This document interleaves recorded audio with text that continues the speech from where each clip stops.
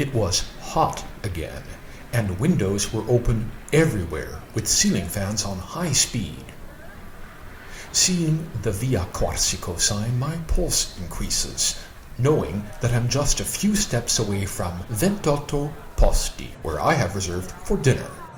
If you watched episode 69, episode 20 from April 2016, you have an inkling as to what's in store for me as the diner, and for you as the watcher of this video. Too hot to sit outside, I looked forward to a table inside, right next to the vintage Smeg fridge, where all the chilled wine treasures were stored. Once seated, I was immediately greeted by a vial containing a basil and lime liquid, to be drunk straight from the vial. The amuse-bouche followed shortly thereafter. They were described as a salted cracker with dulce alga and an eggplant cream, a leaf of Belgian endive with miso and red onion in agrodolce, and finally, one of the chef's signature savory macaroons, this one filled with anchovy butter. Iris Romano, the sommelier, explained that the excellent sparkling white wine made from 100% Chardonnay by Ca del Vent in the foothills just north of Brescia had been excluded by the official Franciacorta Appellation Commission from being able to use this appellation, on the grounds of the wine not being suitable. The winemakers, not agreeing, proudly and defiantly named the wine L'Escluso. Non l'hanno portato all'analisi gustativa per avere la denominazione di origine controllata, è stato bocciato dalla commissione di degustazione. E loro l'hanno chiamato l'escluso e hanno continuato comunque a venderlo, e con grande piacere, perché secondo noi è veramente un metodo classico italiano, elegantissimo, molto più elegante di tanti che hanno avuto la denominazione Franciacorta. Bene, allora buon inizio, bentornato. Highly recommended by this taster. The first plate of the meal was announced as smoked grilled watermelon with daikon, ponzu sauce, and powdered dulce, whose scientific name is Palmaria palmata, I think, except for the fact that that alga is red. Whatever its name or whatever the alga was, this dish was a fabulous overture, and there were 9 tastes to come. Another fruit was next. 3 different varieties of tomato, that is. Both red and green examples of whole Pacchino tomatoes from near Siracusa in Sicily, plus 2 halves of a black Cumato tomato. They were garnished with black truffle slivers, and all sat in a small lake of almond milk dotted with mint-flavored olive oil. Deceptively simple, this was one of the best tomato dishes I've ever had. I haven't introduced you to the bread yet. Let's start with the butter. It's smoked and dusted with black chanterelle powder, and you remember it from last year. Then an addictive little loaf of whole grain sourdough bread, and the extra long grissini made from semolina. For a butter as special as this, you need the world's most iconic table knife, a laguiole, in this case, their spread knife. 28 Posti's chef Marco Ambrosino comes from Procida, the island just off the coast from Naples, and the next dish, called Chiaiozza, is his homage to the beach of Chiaia on Procida. It consisted of, in no particular order, green cabbage, salicornia or sea asparagus, raw mantis shrimp or squilla mantis, called cannocchia in Italian, found in abundance in the Mediterranean, a scoop of sea urchin ice cream, what was called black sand, and was made from the dried and then ground carapaces of the aforementioned cannocchie, and drops of maritime pine-flavored olive oil. One of the most imaginative and one of the most delicious dishes I have ever eaten.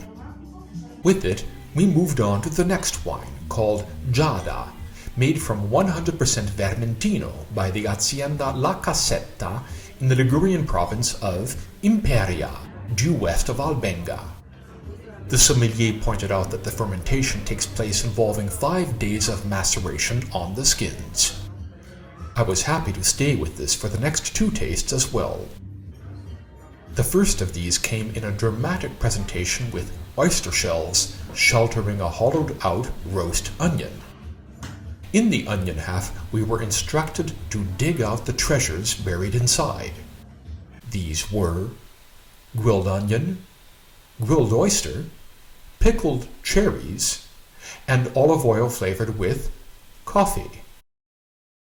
If you were wondering where the pasta was, it arrived as the 5th taste. Cooked, then grilled rigatoni filled with creamy buffalo cheese and turbot roe, with lime gelatin, and cannolichi, or grooved razor shell in English, and scientifically solen marginatus, which is not quite the same animal as a razor clam. I was asking so many questions already that I elected not to inquire as to what each of the herbs was. Please leave a comment if you can identify more than 2. As a palate refresher, I was surprised by a board with some more delicious bread, another slice of whole grain sourdough, plus a smooth roll made from milk, tomatoes, and oregano. Along with it, the sommelier brought me a glass of Di Navolo, the outstanding orange wine, which is the top wine of the De Navolo winery in the province of Piacenza. I had enjoyed a glass of this also on my previous year's visit to 28 Posti. We'd just had turbot roe, so a turbot fillet was a logical continuation. Flavored with verbena, it was served with green pepper juice and coarsely chopped fermented cucumber. It may look less spectacular than some of the other dishes, but it was one of my favorites. In a menu which emphasized fruits and vegetables, fish and seafood, there was one meat taste. It was a variation on the meat course I'd had the previous year. An almost illegally succulent slab of pork belly, with a peeled and grilled San Marzano tomato lying lasciviously at its side. The pork belly was also flavored with licorice, and if you're dying to know what that dense dark glaze on top and around the pork belly is, as I was, it's the sauce derived from the pork belly roasting juices. Something this sinful and rich required a corresponding wine. A Castel Perso, made from 100% Sangiovese from the Podere Luisa in the province of Arezzo in Tuscany. One more fabulous example of 28 Posti's finding exceptional wines from lesser-known winemakers. I had lost track of how many tastes I'd already had by this stage, but I thought dessert might be next. Not quite. Beforehand, there was a second pasta. Spaghetti. But spaghetti like I've never had before, and am not likely to have anywhere else ever again. Underneath the green herb garnish, the spaghetti concealed a center made with sour cream, tobacco, and gelato made with smoked herring. I rest my case. After that, I was so giddy with delight. I asked for a break and went outside to get some mild night air before I was ready for dessert. There turned out to be 2 of those, as it happened. The first dessert was a Campari Spritz Granita with a dollop of peanut butter, an ideal refreshment before the final course. As an accompaniment for both desserts, I was brought a glass of Grappa alla Sperula, asperula being the herb which is called woodruff in English, and Waldmeister in German. It was made by Gino Pedrotti's firm near the Lago di Caverine, roughly halfway between Trento and Riva on Lake Garda. Made with those in mind who love the delicate flavor of alpine herbs and who don't want to deprive themselves of their virtues, as the label kindly informs us. We had arrived at the final taste, the second dessert. A grilled peach half with wild herbs, almond milk, mint-flavored olive oil, and another ice cream. If you've been counting, we've had 2 gelati so far. This third one was also made from a basically savory ingredient, namely from watercress. And those 2 watercress leaves on top of the peach are a visible nod to the gelato flavor. In case you think this sounds odd, let me assure you that it worked marvelously. This year's Piccola Pasticceria? I was instructed to start with the Bellini-flavored caramel on the left as it was iced. In the center of the colorful platter was a Neapolitan graffa, a kind of donut, here with no hole but with a citrus cream instead. At the front was a salted chocolate. At the back was a mini tart with a licorice cream. And at the right of the plate was a soft-centered caramel topped by a cherry slice in aquavite.